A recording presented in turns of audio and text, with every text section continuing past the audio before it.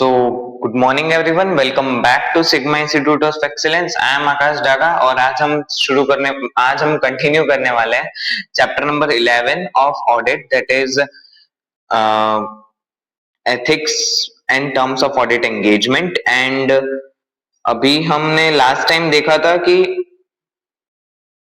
वो form of engagement letter हमने देखा था ना, जिसमें ऑब्जेक्टिव और स्कोप था, फिर मैंने ऑडिटर की रिस्पॉन्सिबिलिटीज, मैनेजमेंट की रिस्पॉन्सिबिलिटीज, फिर फीस क्या होगी और रिपोर्टिंग कैसे करनी है, वो सारी चीजें थी। अभी है ना, नेक्स्ट टॉपिक से बढ़ने से पहले है ना, मैं आपको वो हमने लास्ट लेक्चर में जो डिस्कस किया था ना, form and content of report, है ना, विच में differ from the expected one, वो वाले पॉइंट में ज्यादा डिस्कशन कर लेते हैं। उसमें सबसे पहले देखते हैं कि भाई सबसे पहला और मोस्ट इंपॉर्टेंट टॉपिक जो आपको बाद में भी याद रखना है, दैट इज ओपिनियंस। ऑडिटर कौन कौन से ओपिनियंस देता है, ठीक है, बेस्ड ऑन द सर्कमस्टांसेस, तो वो डिस्कस कर लेते हैं। ऐसे तो चैप्टर नंबर 8 में आएगा, बट जस्ट ओवरव्यू देख लेते हैं, ठीक है। तो उसमें ऑडिटर जनरली दो तरीके के ओपिनियंस देता है, that is unmodified and modified. अभी अनमॉडिफाइड ओपिनियन कब देता है? जब ऑडिटर सेटिस्फाई हो जाता है। क्या? ऑडिटर सेटिस्फाई हो जाता है कि भाई जो फाइनेंशियल स्टेटमेंट्स है ना, वो फ्री है from material misstatement, whether due to fraud और एरर, ठीक है। वो हमने जो ऑब्जेक्टिव में देखा था ना पॉइंट, तो मतलब फाइनेंशियल स्टेटमेंट्स अगर फ्री है ना from material misstatement, whether due to fraud और एरर, और उसको सफिशिएंट एप्रोप्रिएट एविडेंस मिल जाता है, ये चीज का सफिशिएंट एप्रोप्रिएट ऑडिट एविडेंस, हम अभी है ना अपने हमेशा शॉर्ट फॉर्म यूज करेंगे SAAP, sufficient appropriate audit evidence, वो मिल जाता है तो वो अनमॉडिफाइड ओपिनियन देता है। सफिशिएंट मतलब क्वांटिटी, एप्रोप्रिएट मतलब क्वालिटी, तो मतलब जो वो क्वांटिटी का एविडेंस चाहता है और जैसी क्वालिटी का चाहता है उससे वो एप्रोप्रिएटली मिल जाता है, तो उसे हम सफिशिएंट एप्रोप्रिएट ऑडिट एविडेंस कहते हैं। अभी मॉडिफाइड ओपिनियन कब देता है? अनमॉडिफाइड मतलब सब कुछ चंगा है, और मॉडिफाइड में क्या आता है, जहां पे कुछ ना कुछ तो गड़बड़ है ना, कुछ तो गड़बड़ है वैसा वाला। तो इधर है ना, मॉडिफाइड ओपिनियन के केस में है ना, तीन तरह के ओपिनियंस आते हैं, जिसमें सबसे पहला आता है एडवर्स, दूसरा क्वालिफाइड, और तीसरा डिस्क्लेमर ऑफ ओपिनियन।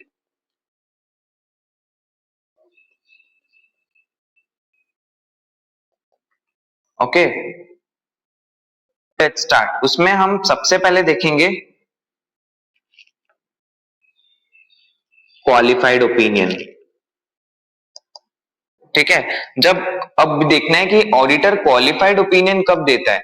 अभी क्वालिफाइड ओपिनियन में अपने को तीन चीजें ध्यान में रखनी है, ठीक है। उसमें सबसे पहला वर्ड आता है नॉट परवेसिव। नॉट परवेसिव मतलब, परवेसिव का मतलब ये होता है जिसका इफेक्ट एंटायर फाइनेंशियल स्टेटमेंट्स में लगता हो। परवेसिव मतलब होल, पूरी चीजों को अफेक्ट करने वाला। जैसे परवेसिव का मतलब अगर हम फॉर्मली देखें तो वो पूरे एंटायर फाइनेंशियल स्टेटमेंट्स को अफेक्ट करता हो, उसे हम परवेसिव बोलते हैं। ओके, मतलब affects the entire financial statements, ठीक है, एज अ होल, उसे परवेसिव मतलब ऐसा कोई भी चीज जो पूरे फाइनेंशियल स्टेटमेंट्स को अफेक्ट करती हो। अभी नॉट परवेसिव तो मतलब क्वालिफाइड ओपिनियन कब दिया जाता है? जब कोई चीज पूरे फाइनेंशियल स्टेटमेंट्स को अफेक्ट नहीं करती हो, ठीक है, नॉट परवेसिव। ओके, और दूसरा चीज pervasive opinion, sorry qualified opinion दो चीजों में होता है। वो मटीरियल मिसस्टेटमेंट के केस में भी हो सकता है, या स्कोप लिमिटेशन, जिसकी वजह से आप मिस स्टेटमेंट नहीं ढूंढ पाते हो, पर जो पोटेंशियल मिसस्टेटमेंट होती है ना, मतलब जो हो सकती है मिसस्टेटमेंट, पोटेंशियल मटेरियल मिसस्टेटमेंट,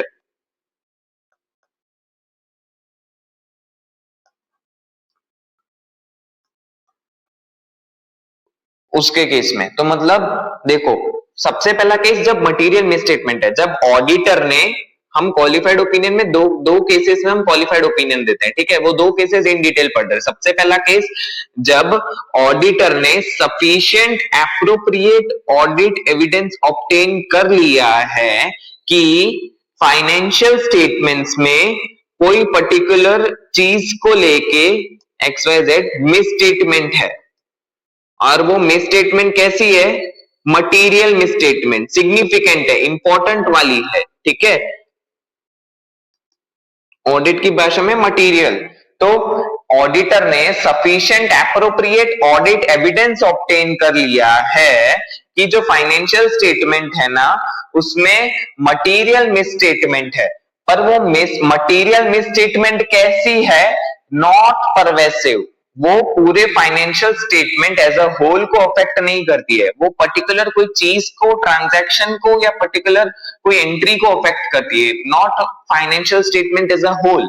ऐसी मटेरियल मिसस्टेटमेंट का आपने सफिशिएंट एप्रोप्रिएट ऑडिट एविडेंस मिल गया है कि जो पूरे फाइनेंशियल स्टेटमेंट को अफेक्ट नहीं करती, कोई चीज को अफेक्ट करती है। इसका एग्जांपल लेते हैं हम नॉट परवेसिव वाली मटेरियल मिसस्टेटमेंट का, कि भाई जो ऑडिटर है ना, ऑडिटर, उसको पता चला है कि भाई उसको पता चला है कि भाई जो एंटिटी है ना, उसने इन्वेंट्री वैल्यूएशन किया है ना, जो वो गलत मेथड से किया है, वो लीफो से किया है, ठीक है, वो उसे करना चाहिए था फीफो से, ठीक है, या तो फिर उसने कुछ कैश सेल्स जो है ना, वो डमी रिकॉर्ड की है, मतलब एग्जिस्ट नहीं करती फिर भी रिकॉर्ड कर दी, तो ऐसा इन्वेंट्री वैल्यूएशन गलत किया, कैश सेल्स गलत रिकॉर्ड कर ली, फिर जैसे भी वो दोनों चीजों की वजह से पूरे फाइनेंशियल स्टेटमेंट्स पे इंपैक्ट नहीं आता, पर आप कैश सेल्स गलत रिकॉर्ड करोगे तो देखो जैसे आपके डेटर्स में इफेक्ट आएगा, फिर आपको बैंक स्टेटमेंट देखना पड़ेगा, फिर ओवरऑल सेल्स पे इफेक्ट आएगा, तो ये सारी चीजों पे मैक्सिमम इफेक्ट आ सकती है। पर इन्वेंट्री वैल्यूएशन में देखोगे तो उसमें भी सिर्फ सेल्स की वैल्यूएशन में इफेक्ट आएगा, और इन्वेंट्री पे, स्टॉक्स पे इफेक्ट आएगा, और वो सारी चीजों पे इफेक्ट आएगा, बाकी ज्यादा इम्पैक्ट नहीं आएगा, ठीक है। तो ये अलग अलग मतलब ये जो दो हमने मटेरियल मिसस्टेटमेंट देखी है, तो मटेरियल मिसस्टेटमेंट देखी, वो मटेरियल मिसस्टेटमेंट का इफेक्ट परवेसिव नहीं है, ठीक है, वो कोई दो तीन ट्रांजैक्शंस या तीन चार ट्रांजैक्शंस पे इंपैक्ट करेगा, वो पूरे financial statement as a whole को इंपैक्ट नहीं करेगा।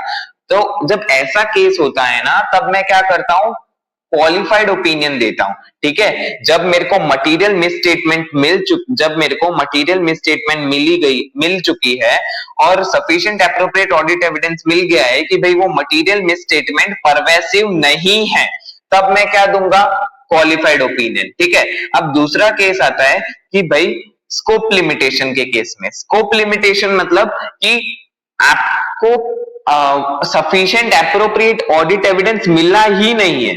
पहले वाले केस में हमें सफिशिएंट एप्रोप्रिएट ऑडिट एविडेंस मिला था, इधर जो सफिशिएंट एप्रोप्रिएट ऑडिट एविडेंस है, sufficient appropriate audit evidence, sufficient appropriate audit evidence, ये ई है, okay, sufficient appropriate audit evidence, sorry ये इधर है ना, ई है ये, okay, sufficient appropriate audit evidence, एक बार फुल फॉर्म लिख देता हूं मैं, सफिशिएंट एप्रोप्रिएट ऑडिट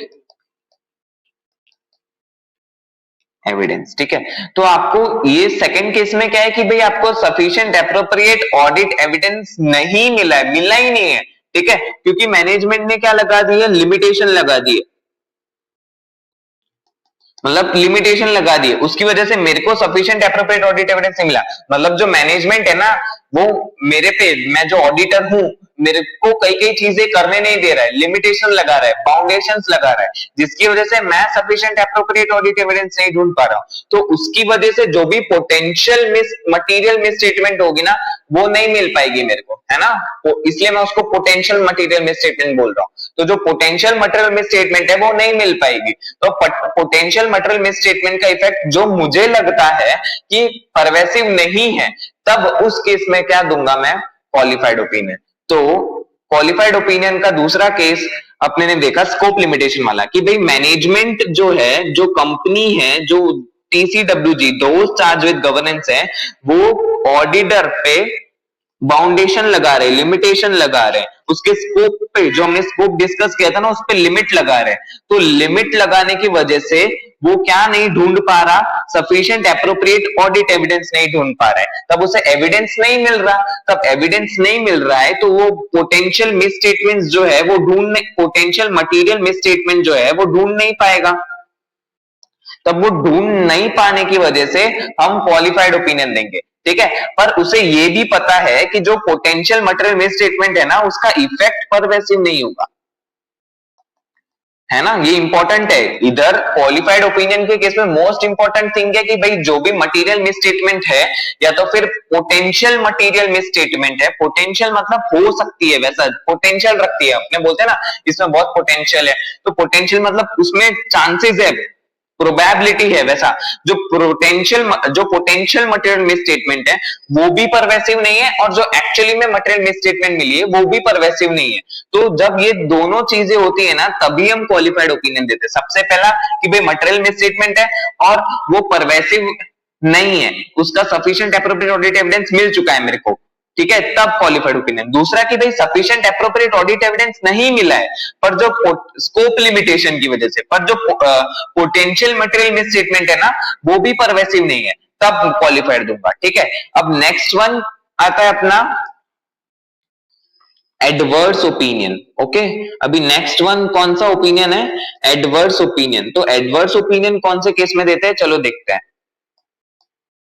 तो एडवर्स ओपिनियन में क्या आता है, सबसे पहला पॉइंट आता है अपना कि जो मटेरियल मिस स्टेटमेंट है उसका जो इफेक्ट है ना वो क्या है, परवेसिव है। बहुत घातक ओपिनियन होता है एडवर्स ओपिनियन, सबसे खराब, बहुत परवेसिव है। और दूसरा कि भाई जो मटेरियल मिस स्टेटमेंट है ना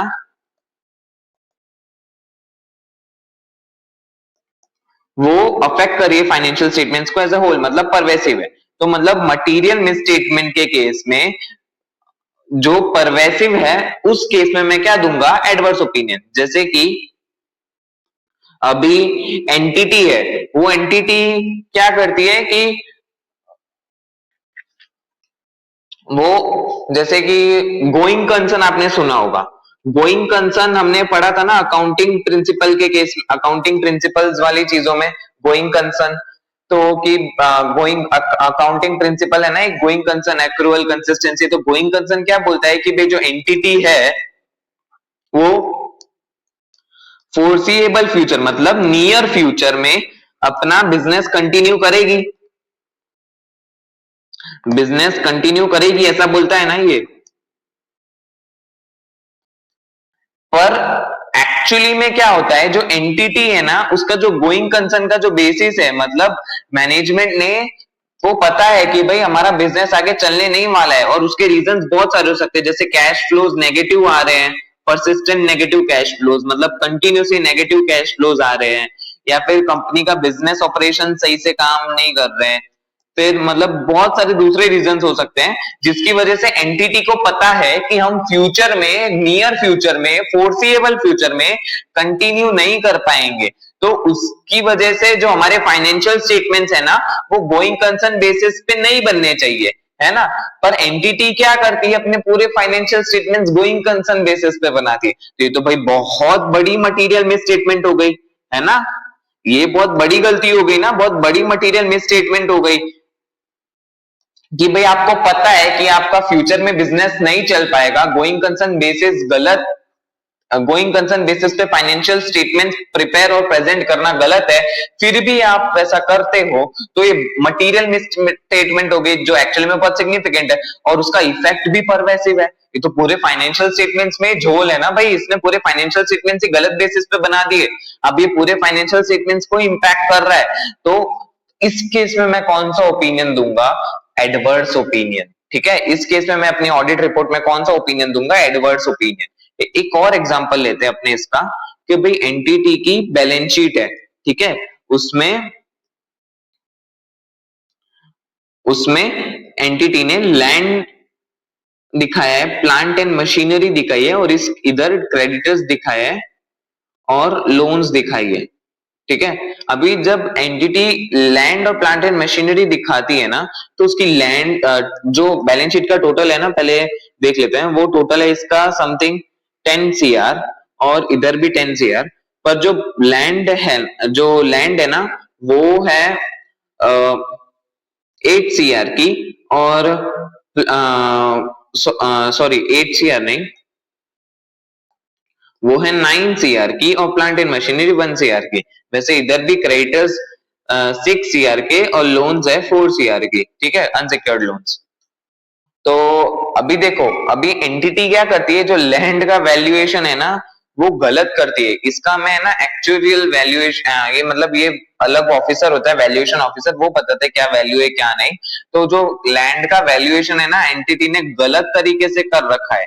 मतलब उसकी एक्चुअल वैल्यू होनी चाहिए थी 5 CR एज पर दी वैल्यूएशन ऑफिसर्स रिपोर्ट, पर एंटिटी कितना दिखाती है, 9 CR।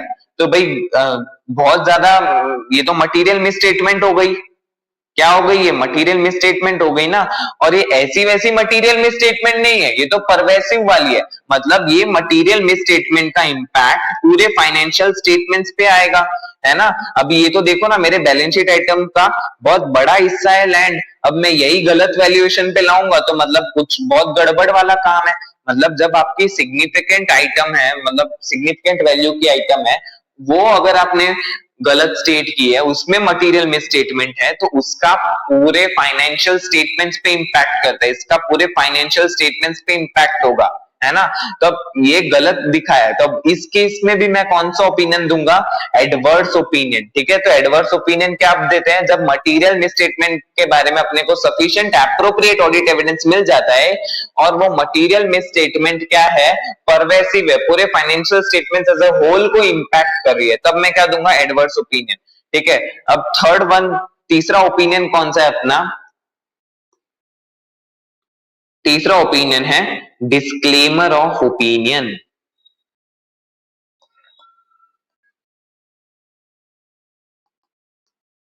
तो डिस्क्लेमर ऑफ ओपिनियन ये कब देते हैं, ठीक है, इसमें भी दो चेक पॉइंट्स है। सबसे पहला आता है परवेसिव, और सेकंड वन आता है स्कोप लिमिटेशन। ठीक है, अभी देखो, जब ऑडिटर ऑडिट कर रहा होता है ना एंटिटी का, तब उसे सफिशिएंट एप्रोप्रिएट ऑडिट एविडेंस मिलता ही नहीं है। क्या, जब ऑडिटर ऑडिट करता है एंटिटी का, तब उसे सफिशिएंट एप्रोप्रिएट ऑडिट एविडेंस नहीं मिलता है। ठीक है, किसके बारे में, पोटेंशियल मटेरियल मिसस्टेटमेंट। देखो, जब audit sufficient appropriate audit evidence मिलता है ना अपने को, तब हम मटेरियल मिसस्टेटमेंट बोलते हैं। पर जब सफिशिएंट एप्रोप्रिएट ऑडिट एविडेंस नहीं मिलता है ना, तब हम उसे पोटेंशियल मटेरियल मिसस्टेटमेंट बोलेंगे। ओके, तो जब हमें पोटेंशियल मटेरियल मिसट्रीटमेंट के बारे में सफिशिएंट एप्रोप्रिएट ऑडिट एविडेंस नहीं मिलता, क्यों नहीं मिलता, क्योंकि एंटिटी ने क्या लगा रखी, लिमिटेशन लगा रखी है, स्कोप लिमिटेशन लगाई है। मतलब जो मेरा काम है उस पर लिमिट लगा दी कि भाई मैं इतना ही काम कर सकता हूं, उससे ज्यादा काम मेरे को करने नहीं दे रहे वो लोग, है ना। तो मैं सफिशिएंट एप्रोप्रिएट ऑडिट एविडेंस नहीं मिल पा रहा मेरे को, तो स्कोप पे लिमिटेशन लगा दी है वो लोगों ने। तो इसकी वजह से मैं पोटेंशियल मटेरियल मिसस्टेटमेंट के बारे में सफिशिएंट एप्रोप्रिएट ऑडिट एविडेंस नहीं ले पा रहा। पर जो मुझे लगता है, क्या ऑडिटर को क्या लगता है, जो पोटेंशियल मटेरियल मिसस्टेटमेंट है ना, वो बहुत ज्यादा ही परवेसिव है। मतलब वो पूरे financial statements as a whole को इफेक्ट करेगी।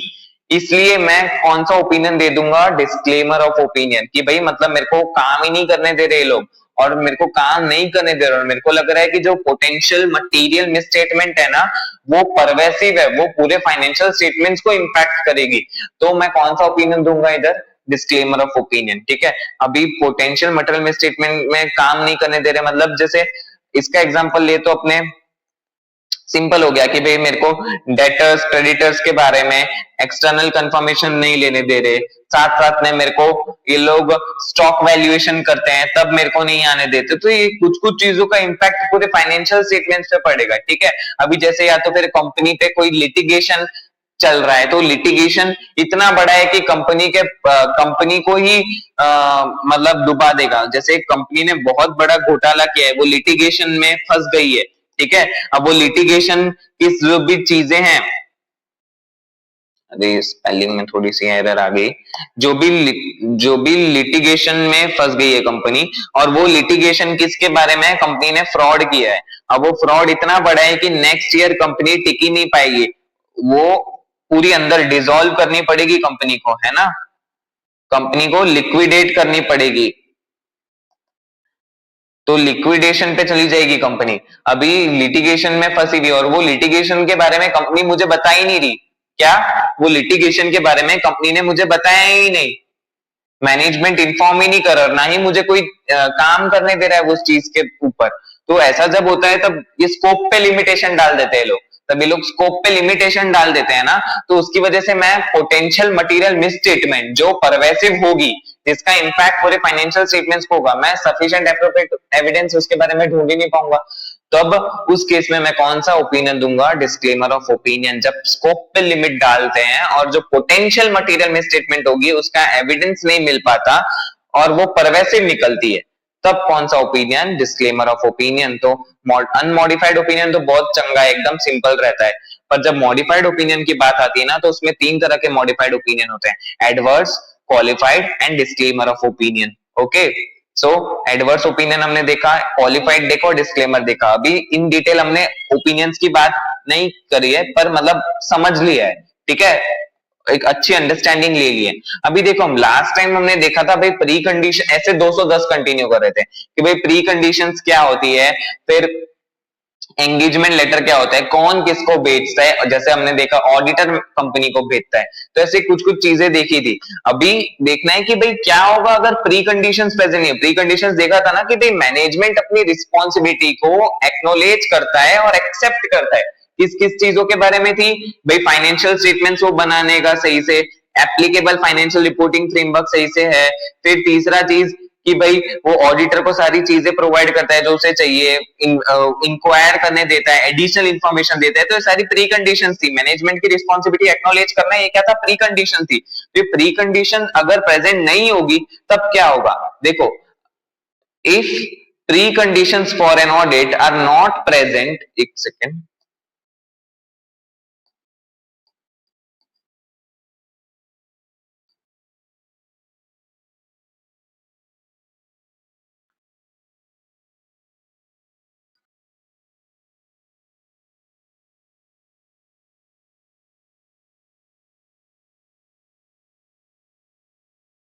सॉरी फॉर द इनकन्वीनियंस, चलो वापस स्टार्ट करते हैं। अगर preconditions for an audit present नहीं है, तब ऑडिटर क्या करेगा, डिस्कस करेगा मैटर विद द मैनेजमेंट, जो मैनेजमेंट है ना उसके साथ डिस्कस करेगा कि भाई देख प्री कंडीशंस प्रेजेंट नहीं है, unless required by law regulation to do so. मतलब अगर प्री कंडीशंस प्रेजेंट नहीं है ना, तो ऑडिटर डिस्कस करेगा मैनेजमेंट के साथ, unless required by law or regulation to do so, the auditor shall not accept the proposed audit engagement। मतलब मैनेजमेंट के साथ डिस्कस करो कि भाई प्री कंडीशन प्रेजेंट नहीं है, और अगर लॉ रेगुलेशन नहीं बोलता है ना, तो उसको तो अगर लॉ मतलब जनरली उसको एक्सेप्ट ही नहीं करनी चाहिए एंगेजमेंट जहां पे प्री कंडीशंस प्रेजेंट ना हो, unless law regulation specifies otherwise. मतलब अगर लॉ रेगुलेशन ने बोला है कि भाई एक्सेप्ट कर लो, प्री कंडीशंस प्रेजेंट नहीं है तो डिस्कस करके तो करो, वरना अगर प्री कंडीशंस प्रेजेंट नहीं है ना तो एंगेजमेंट ही एक्सेप्ट मत करो, प्रपोज्ड ऑडिट एंगेजमेंट ही एक्सेप्ट मत करो। If the auditor has determined that financial reporting framework to be applied in the preparation of financial statement is unacceptable, क्या है, अनएक्सेप्टेबल है ना भाई, और एग्रीमेंट है कि भाई मैनेजमेंट ने ऑब्टेन नहीं किया है matters relating to understanding of responsibility of management in preparation of financial statements, internal control for preparation of financial statements, providing access to all information of the auditor and unrestricted access to person within the entity। मतलब जो पूरी चीजें हमने वहां पे पढ़ी थी ना प्री कंडीशंस के एक्सेप्टेंस के बारे में, वो पूरी उलट चीजें होती है। क्या? जैसे फाइनेंशियल रिपोर्टिंग फ्रेमवर्क एक्सेप्टेबल नहीं है ना, फिर दूसरा कि भाई मैनेजमेंट अपनी रिस्पॉन्सिबिलिटी और को एक्नोलेज और एक्सेप्ट नहीं कर रहा है regarding what, preparation presentation of financial statements, internal control और unrestricted access to information within the entity to the auditor, वो सारी चीजें अगर वो नहीं मानता है तो अब मैं क्या करूंगा, एंगेजमेंट को एक्सेप्ट ही नहीं करूंगा unless law regulation requires to do so. अभी दूसरा point, limitation on scope prior to audit engagement acceptance. अभी स्कोप पे लिमिटेशन थी ही, मतलब ऑडिट एंगेजमेंट एक्सेप्ट करने से पहले ही कंपनी ने लिमिटेशन डाल दी, स्कोप लिमिटेशन डाल दी, जो हमने पढ़ा ना। तब क्या होगा, अगर मैनेजमेंट या दोस्त चार्ज विद गवर्नेंस इंपोज करता है लिमिटेशन ऑन स्कोप, भाई काम पे ही रोक लगाते हैं, भाई तू इतना ही कर, इससे ज्यादा मत बढ़, काम पे ही रोक लगाते हैं इन terms of propose audit engagement such that कि भाई ऑडिटर को लगता है, क्या देखो बहुत इंपॉर्टेंट है, क्या कि ऑडिटर को लगता है कि भाई ये स्कोप लिमिटेशन की वजह से ऑडिटर डिस्क्लेमर ऑफ ओपिनियन देगा, है ना, वो स्कोप लिमिटेशन की वजह से सफिशिएंट एप्रोप्रिएट ऑडिट एविडेंस नहीं मिल पाएगा उसको पोटेंशियल मटेरियल मिसस्टेटमेंट का जो परवेसिव होंगी, तो स्कोप लिमिटेशन की वजह से उसको क्या लगता है कि भाई वो तो सीधा डिस्क्लेमर ऑफ ओपिनियन दे देगा ऑन दी फाइनेंशियल स्टेटमेंट्स, तो ऑडिटर को एक्सेप्ट ही नहीं करनी चाहिए वो limited engagement as an audit engagement unless required by law regulation to do so. देखो बहुत अच्छे से बताया, क्या बताया, अगर ऑडिटर को लगता है, ऑडिटर फील्स दैट कि जो एंटिटी ने स्कोप लिमिटेशन लगाई है ना, वो उसे डिस्क्लेमर ऑफ ओपिनियन देने पे मजबूर कर देगी, क्या, वो उसे डिस्क्लेमर ऑफ ओपिनियन देने पे मजबूर कर देगी, तो भाई ऐसे फाइनेंशियल स्टेटमेंट्स का ऑडिट एंगेजमेंट पहले से ही एक्सेप्ट मत करो unless required by law regulation, आप एक्सेप्ट मत करो, ठीक है। तो क्या बोलते हैं, लिमिट स्कोप लिमिटेशन लगाते हैं prior to the acceptance of proposed audit engagement, तब आप उस एंगेजमेंट को एक्सेप्ट ही मत करो क्योंकि आपको लगता है कि भाई वो स्कोप लिमिटेशन की वजह से डिस्क्लेमर ऑफ ओपिनियन की नौबत आ सकती है ना, तब मैं ऐसे फाइनेंशियल स्टेटमेंट्स के ऑडिट एंगेजमेंट को एक्सेप्ट ही नहीं करूंगा, ठीक है। लास्ट पॉइंट, क्या कि acceptance of change in terms of audit engagement, जब ऑडिटर एग्री नहीं करेगा in change in terms of audit engagement, जब कोई रीजनेबल जस्टिफिकेशन नहीं ऐसा करने का, बहुत इंपॉर्टेंट पॉइंट है, हाईलाइट कर लो वर्ड को, रीजनेबल जस्टिफिकेशन, क्या अभी मैनेजमेंट कभी कभी क्या बोलता है कि भाई कुछ चेंजेस कर दो ना टर्म्स ऑफ ऑडिट एंगेजमेंट में, जो टर्म्स थे हमारे उसमें थोड़े बहुत चेंजेस ला दो, स्कोप और ऑब्जेक्टिव में चेंजेस ला दो ना प्लीज, तब वो चेंजेस को हमें एक्सेप्ट नहीं करने, उनकी request to change the terms of audit engagement उसको एक्सेप्ट ही नहीं करना है unless there is a reasonable justification to do so. जब तक कोई रीजनेबल जस्टिफिकेशन, कोई सही जस्टिफिकेशन नहीं मिल जाता मुझे, तब तक मैं मेरे टर्म्स ऑफ ऑडिट एंगेजमेंट को नहीं छेड़ूंगा, तब तक उसको मैं चेंज नहीं करूंगा, ठीक है। तो जब तक रीजनेबल जस्टिफिकेशन नहीं आता आप क्या नहीं करेंगे, अपने ऑडिट एंगेजमेंट के टर्म्स को चेंज नहीं करोगे, ओके। सो नेक्स्ट पूरा ये इन डिटेल वाला पॉइंट है, ये हम नेक्स्ट लेक्चर में डिस्कस करेंगे। सो आज के लिए इतना ही रखते हैं, तो till then take care, bye bye.